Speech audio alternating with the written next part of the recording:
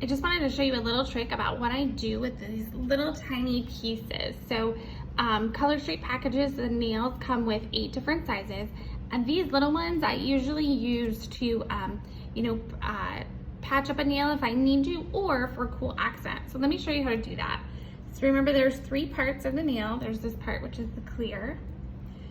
Grab the silver tab, and so I'm going to apply it horizontally over this French to just kind of give it a little pop. So kind of put it in the middle, and let's see, I want to like line it up with the red.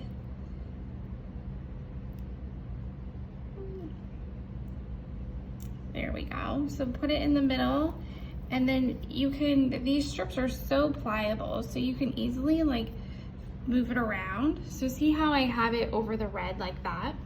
And then I'm gonna use my thumbnail to perforate and cut the strip, and I'm just giving my little French mani just a little bit of extra bling. So gently cut it like that. And remember, if your thumbnails aren't long enough, you can totally use a cuticle stick. So there we go. Little extra star in my manis.